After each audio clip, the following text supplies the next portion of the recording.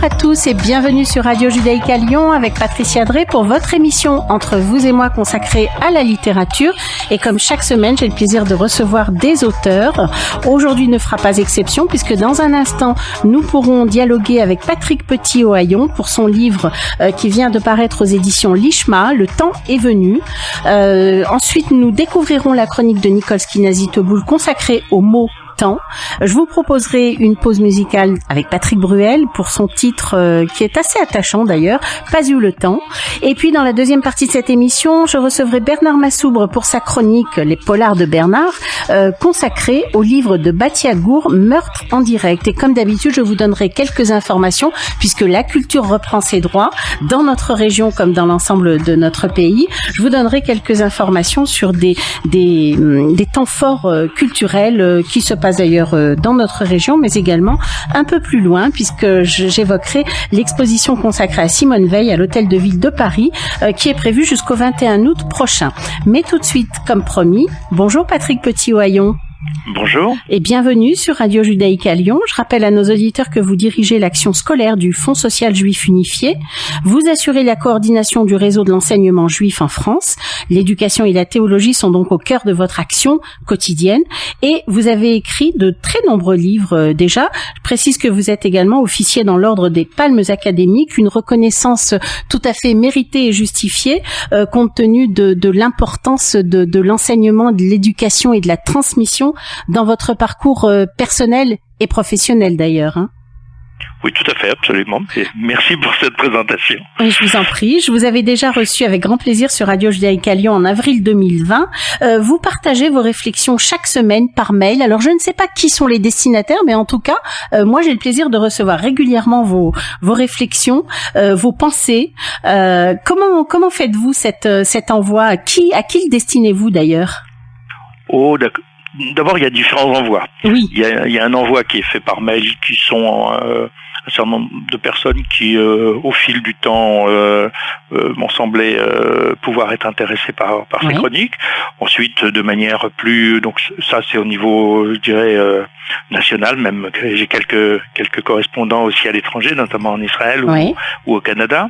Et puis, je fais un envoi aussi, je dirais, complémentaire par WhatsApp pour quelques membres, quelques proches ou quelques membres de la communauté dans laquelle je suis. Oui. En tout cas, c'est toujours un plaisir de découvrir vos réflexions, vos pensées. Et aujourd'hui, j'ai le plaisir de vous recevoir pour évoquer votre dernier ouvrage. On l'a dit, vous avez écrit un certain nombre de livres. Donc, ce dernier ouvrage, paru aux éditions Lishma et intitulé Le temps est venu avec 3 points de suspension. Des points de suspension qui ont toute leur importance. Alors, le temps est venu de comprendre et d'agir. C'est le fruit de votre réflexion sur la crise sanitaire que le monde connaît depuis plus d'1 an. Est-ce que vous considérez, Patrick Petit-Ohaillon, que cette crise est finalement un mal pour un bien, une opportunité pour nous permettre de réfléchir à notre avenir, à notre devenir, à notre vie finalement? Oui, tout à fait. Je pense que chaque crise vient apporter quelque chose. Alors, on peut la prendre de manière défaitiste et se dire « Ah là là, qu'est-ce qui m'arrive en quoi je suis responsable de ce qui m'arrive ou pourquoi le monde est terrible avec moi ?» Ou on peut la prendre de manière plus constructive, c'est de se dire « Bon, c'est l'occasion de réfléchir et de construire autre chose. » Oui, c'est ça. Cette crise, elle a forcément un message. Alors, est-ce que le message qu'on va lui trouver, nous, individuellement ou collectivement, sera le message de la crise? Peu importe à la limite.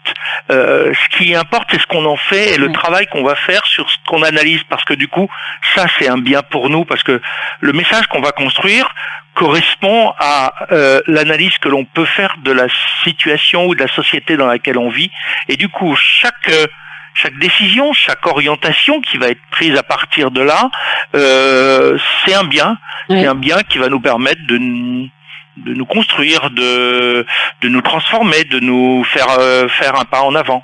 Oui, cette crise, c'est aussi, nous a amené à une obligation, une incitation pour chacun d'entre nous d'ailleurs, à réfléchir au sens profond de notre vie. Vous écrivez page 109, le confinement nous donne l'occasion d'arrêter cette course pour réfléchir aux vraies valeurs, rééchelonner nos priorités. C'est vrai qu'on a été nombreux à se poser ce genre de questions, à se dire finalement, cette crise nous permet de ralentir un petit peu la course folle de nos vies quotidiennes pour revenir peut-être à l'essentiel. Oui, prendre du recul d'abord, parce que finalement, Avant la crise, on avait l'impression que tout était possible, qu'on était, comme on le dit dans une formule un peu familière, les rois du monde. Tout va bien, on travaille, on a des projets, etc. Mais on prend pas le temps de voir la situation qui reste malgré tout précaire, parce que même si on a une espérance de vie jusqu'à 120 ans et on espère pouvoir profiter de ce temps en bonne santé, mais en même temps c'est très court. Donc le fait de se dire, l'épidémie arrête tout. Oui. On a été confinés, on a été isolés les uns par rapport aux autres. Donc finalement, qu'est-ce qui est essentiel pour notre vie ? La course, la réflexion, l'action, et quelle course et vers quoi ? Donc je pense que c'était un temps vraiment qui pouvait être très riche, qui pouvait être mal utilisé, on le sait bien, et puis certains, on a le sentiment, n'ont rien appris parce que ils ont passé leur temps dans la contestation, dans la protestation contre les politiques, contre les médecins, contre la vie, contre les virus, mais en même temps ça permet pas de grandir. Non, alors qu'un sûr. moment d'arrêt comme celui-là devait être une porte ouverte pour se dire, mais voilà, qu'est-ce qui est essentiel pour moi ? Je suis privé de plein de choses, mais qu'est-ce qui est essentiel pour moi ici et maintenant ? Qu'est-ce que j'ai envie de faire de ma vie ?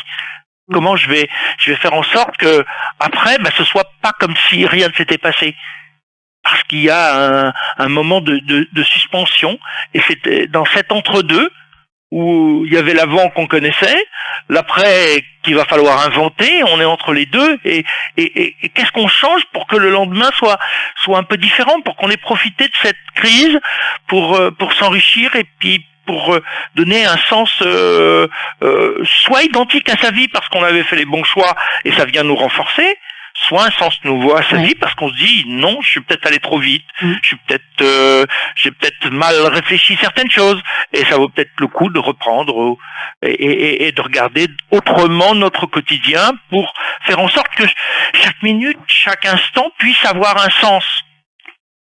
Et cette réflexion s'accompagne aussi d'une prise de conscience, celle de notre faiblesse, de la faiblesse finalement de l'existence humaine, puisqu'un tout petit virus, de rien du tout, si j'ose dire, a mis à mal l'ensemble de l'humanité. Absolument, un virus microscopique. Microscopique, absolument. Finalement, fait tomber les géants qu'on pouvait avoir le sentiment d'être. Et ça, c'est extrêmement important. Parce que ce sentiment de faiblesse, c'est ce qui nous fait aussi réfléchir à la valeur de chaque instant et à je dirais le caractère éphémère de certains instants de notre vie. Donc je pense qu'au contraire, cette faiblesse est une grande chance d'en avoir pris conscience. Oui, tout à fait. Vous dites justement que l'humilité de l'être humain n'est pas une faiblesse, mais plutôt une force. Oui, parce que ça permet de rencontrer l'autre. Ça permet de s'enrichir. Lorsque je ne suis pas dans l'humilité, il n'y a pas de place pour l'autre. Je suis au centre de tout, je suis le début et la fin de mon monde, et puis finalement l'autre est peu important, mais je me rends pas compte que je suis en train de me scléroser, de m'amoindrir, parce que je n'ai plus de rencontre qui va me permettre d'exprimer mon être potentiel qui ne s'exprime que dans une situation. Je ne me rends pas compte que je suis un être qui est censé être en évolution. Donc cette humilité permet d'aller au-delà de soi et du coup de se mettre dans une pleine position de déploiement de ses potentialités. Et ça, je crois que c'est essentiel dans la vie humaine, c'est essentiel dans la relation avec Dieu. Si je ne suis pas dans l'humilité, alors je crois que je parle à Dieu, mais en fait je me parle qu'à moi-même et je ne fais rien d'autre que d'utiliser une ombre de Dieu, parce qu'en fait l'être auquel je m'adresse, il est juste à mon service, parce que je lui laisse pas de place non plus. Alors le temps est venu, je le disais en préambule, le temps est venu, 3 points de suspension, de comprendre et d'agir. Ainsi, votre livre se partage en 2 parties. La première partie, c'est donc la compréhension, et la seconde, l'action. La réflexion doit mener à la compréhension qui doit elle-même nous conduire à l'action. C'est en gros le résumé de votre pensée, Patrick Petit-Oyon ? Oui, absolument. Il me semblait que habituellement, on a tendance à beaucoup agir de manière impulsive. Oui. Spontanément. Alors il y a des spontanéités qui sont bonnes, il faut pas tout jeter, mais il y a des actions qui doivent être réfléchies.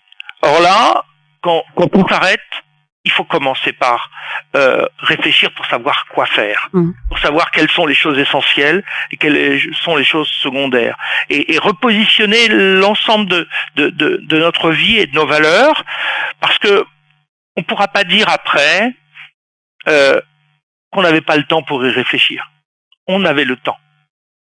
Si on l'utilise pas pour analyser en profondeur, alors l'action entraîne l'action. Alors ça peut être dans un sens positif, comme on le dit dans la Mishnah, qu'une mitzvah entraîne une autre mitzvah. Oui. Mais attention, est-ce que la mitzvah qu'on est en train de réaliser, c'est juste un geste creux, ou est-ce que c'est un geste qu'on a rempli de sens? Or, pour le remplir de sens, il faut prendre le temps de la réflexion. Il faut prendre le temps de l'étude, le temps de l'analyse, le temps de l'intellectualisation. Un homme, c'est ça.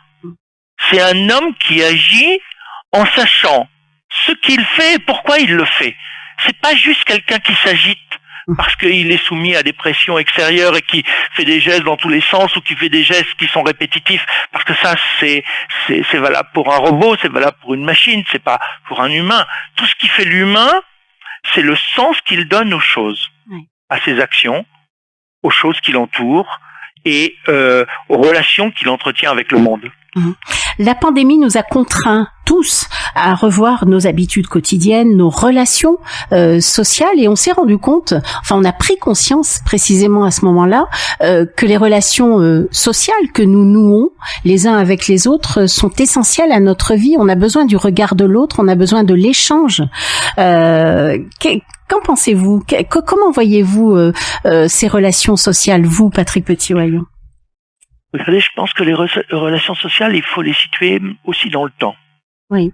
Il y a les relations sociales qu'on a avec les plus âgés, qui nous permettent, les générations précédentes ou celles qu'on est en train de côtoyer, qui nous permettent de nous construire et de nous inscrire dans une continuité. Oui. Il y a les relations sociales avec nos pères qui nous permettent de travailler sur notre originalité, qui on est vraiment. Or, c'est dans la confrontation, non belliqueuse bien sûr, mais dans la confrontation, dans le face-à-face, qu'on se construit une identité particulière. Et ensuite, il y a la relation sociale qu'on va construire avec nos plus jeunes, avec ceux pour qui on compte ou ceux pour qui on est vecteur d'éducation. Et là, il faut se demander aussi, qu'est-ce que l'on fait, qu'est-ce qu'on est en train de transmettre? Parce que ces trois relations nous permettent de construire de manière riche notre être au monde. On n'est pas juste comme ça un élément dans le temps. Oui. On a besoin de se situer dans une continuité.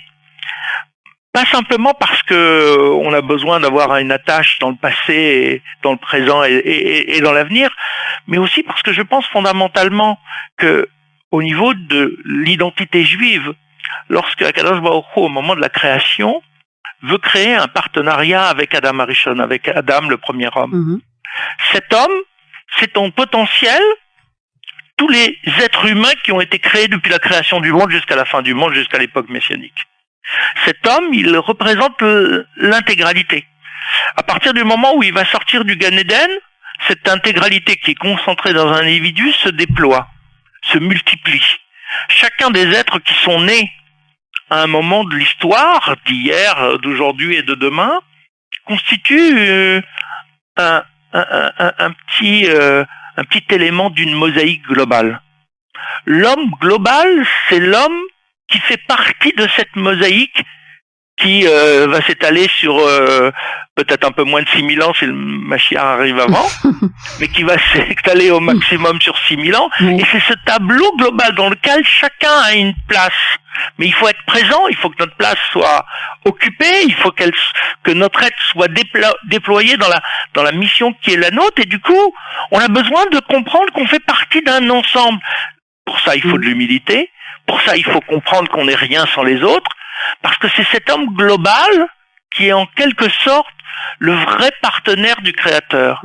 Ce n'est pas nous, dans notre petite individualité qui est éphémère, limitée dans le temps et dans l'espace, qui pouvons être quelque chose. Mais lorsqu'on s'inscrit dans cette globalité, alors on est pleinement en train de jouer notre rôle d'être un morceau de ce puzzle. S'il en manque, il y a un trou. Oui. Si ce petit élément il brille, alors il remplit complètement son rôle, qui est vraiment de s'inscrire dans cette continuité. Et du coup, les relations humaines sont indispensables à une vraie relation avec le divin. Sinon, on prend souvent le risque d'être en relation avec un divin qu'on a mis à notre dimension, mais du coup qui est une sorte de réduction du divin à ce qu'on peut en percevoir. Or, ce que nous on en perçoit, c'est qu'un tout petit élément de l'être global d'Akadosh Baruch Hu, qui ne peut être perçu que par le mieux possible, même si dans la totalité on peut pas y accéder, mais au moins le mieux possible en tant qu'humain, par la conjonction de tous ces petits morceaux de cette mosaïque qui constitue l'humanité. Et cela se construit au niveau horizontal, c'est-à-dire au niveau des échanges entre les humains, parce que les échanges entre les humains sont aussi le meilleur moyen pour apprendre à être en relation avec le divin. Le divin, c'est extrêmement abstrait. Nous ne rencontrons pas Dieu dans la rue. Même dans des exercices de mystique, on rencontre une présence du divin, mais on ne rencontre pas Dieu. Donc, tout ce que Dieu attend de nous dans la relation verticale, on ne peut l'apprendre que sur Terre, dans notre quotidien. Oui. Notre quotidien, c'est un levier essentiel à notre relation au divin. C'est pour ça qu'il est toujours très important dans la vie juive de maintenir ces deux sphères, celle des mitzvot vis-à-vis du prochain, celle des mitzvot vis-à-vis de Dieu, parce que les deux ont besoin l'une de l'autre. Vous évoquez, Patrick Petit-Hayon, un triptyque qui correspond aux 3 niveaux de l'âme, la pensée, la parole et l'action. Vous considérez, à juste titre, me semble-t-il, que la parole est une arme puissante, une arme importante que l'on peut utiliser de façon positive ou négative. Vous pouvez développer un petit peu cette partie-là ? Oui. La parole, d'ailleurs, c'est ce qui apparaît notamment dans l'enseignement du Maharal de Prague. Oui. La parole, c'est le point de jonction entre le matériel et le spirituel. La bouche, c'est un organe matériel. On a besoin d'organes matériels pour pouvoir non seulement produire du son, mais produire des mots qui, pour nous, vont avoir un sens, même abstrait, donc qui va nous rapprocher du spirituel. C'est par la parole que les choses prennent du sens. C'est en donnant des noms aux choses qu'on va les caractériser, qu'on va les faire exister. Lorsque, dans le récit de la création, Dieu fait défiler tous les animaux devant le premier homme pour qu'il leur donne un nom, chaque nom est en fait la synthèse des caractéristiques de l'animal, mais c'est un moyen de connaissance, c'est un moyen de donner de l'existence à l'autre, et l'homme, en nommant les animaux, va distinguer le lion de la panthère, et la panthère du guépard. Pourtant, il y a des proximités, mais si je ne les distingue pas par des mots différents, par des concepts différents, alors tout ça s'est mélangé, tout ça ce sont des félins. Et à ce moment-là, personne n'existe de manière individuelle. Et la parole nous permet de créer non pas ex nihilo comme Dieu le fait à partir de rien. On ne peut pas créer de matière. Les chimistes le savent bien. Hein, on ne peut que transformer de la matière. Mais par contre, on peut créer du sens. On peut créer de l'existence, ou plus exactement du sentiment d'existence à l'autre, parce qu'on va le distinguer grâce à une parole qui est exprimé grâce à des organes matériels pour produire quelque chose qui est immatériel. Donc la parole, c'est cet élément de jonction entre les deux, et qui est fondamental dans notre action. Lorsqu'on prie, on énonce des mots. On doit, au moment de la prière, dire des mots. Pas seulement les penser, mais dire. Parce que dire, c'est faire exister, c'est donner une consistance. Et du coup, c'est créer du lien.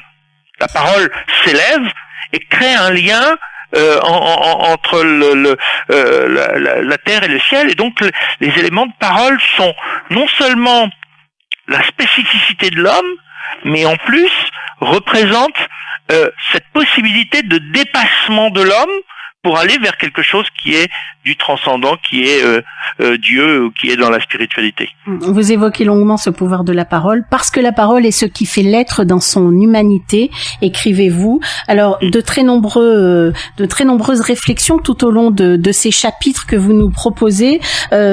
En fin de livre, vous évoquez cet arrêt de la course en avant et l'importance, bien sûr, de s'arrêter pour réfléchir, mais aussi, dans un deuxième temps, pour agir. Vous écrivez notamment: demain ne sera pas différent si nous ne faisons pas concrètement quelque chose pour qu'il y ait un vrai changement. Et de fait, vous nous invitez à opérer ce changement dans nos vies quotidiennes, dans nos relations avec les autres, et vous nous donnez de nombreux conseils. C'était aussi le but de cet ouvrage. Tout à fait, parce que je pense que tout le monde rêve du lendemain et d'un lendemain différent. Mais si on ne le crée pas, nous-mêmes par des petites choses dans notre quotidien, alors il va jamais surgir. Et on voit bien, on a le sentiment que certains, à un moment donné, n'ont pas compris. Parce que ils ont peut-être eu le sentiment d'avoir vécu quelque chose de douloureux, mais ça ne les a pas amenés à agir, à transformer leur quotidien. Si on ne transforme pas notre quotidien, on se condamne à revivre la situation qui était passée. Or, c'est vraiment... Il faut inscrire ça dans le geste, dans la parole qui sera différente, dans l'engagement à faire autre chose. Sinon, le quotidien, malheureusement, va revenir dans sa dimension antérieure parce que c'est plus confortable. Oui. Au niveau humain, c'est plus facile de reprendre les habitudes qu'on avait avant. Ça demande moins d'efforts, ça demande moins de réflexion, de travail sur soi. Et on a le sentiment que je suis revenu à mon état antérieur. Mais surtout pas. Si c'est ça, j'ai tout perdu. C'est que le message, il n'a servi à rien. Il faut vraiment que je puisse dire, je fais un pas en avant. Et pour le faire, il faut l'inscrire. Il faut se donner des rendez-vous. Il faut faire des choses concrètes. Sinon, le naturel revient au galop, comme on le dit. Exactement. Et finalement, on perd tout le bénéfice de l'enseignement qu'on pouvait construire avant. C'est vrai que depuis cette crise, on entend souvent parler du monde d'après. Le monde d'après, il sera ce que nous en ferons finalement. Alors, essayons de décider nous-mêmes de changer dans nos vies. Ce livre est précieux parce que vous nous proposez de nombreux conseils pour faire en sorte que ce monde d'après soit un petit peu meilleur que le monde d'avant. C'est l'espoir qu'on profite vraiment de cet enseignement, de ces analyses qu'on a pu mener pour que on construise quelque chose qui soit mieux, qui nous fait mieux ressentir la proximité avec ceux qui nous entourent, qu'on puisse mieux laisser de la place à l'autre pour pouvoir le rencontrer, qu'on puisse discipliner nos risques de dérive à cause de nos défauts ou de nos faiblesses pour essayer de faire en sorte que demain soit meilleur. C'est ça l'objectif. Exactement. Si on a une pandémie comme celle-là, une épreuve comme celle-là, n'est pas là pour nous sanctionner. Elle est là pour nous apprendre quelque chose. Donc il faut être au rendez-vous de cet apprentissage. Absolument. Sinon, on passe à côté et c'est dommage. Mais c'est un livre plein d'espoir et plein de conseils dont je recommande la lecture à nos auditeurs. Le temps est venu de comprendre et d'agir. Vous l'aurez compris, Patrick Petit-Ohaillon nous propose un certain nombre de conseils pour essayer d'améliorer notre quotidien après cette crise sanitaire qui aura marqué l'ensemble de l'humanité. Merci beaucoup Patrick Petit-Ohaillon pour ces enseignements et pour cet échange aujourd'hui qui a certainement passionné nos auditeurs. Je vous remercie infiniment. Je rappelle que votre livre est paru aux éditions Lishma. Le temps est venu. Patrick Petit-Ohaillon. Merci beaucoup et à très bientôt sur Radio Judaïque à Lyon. Volontiers. Merci. À bientôt. Au revoir.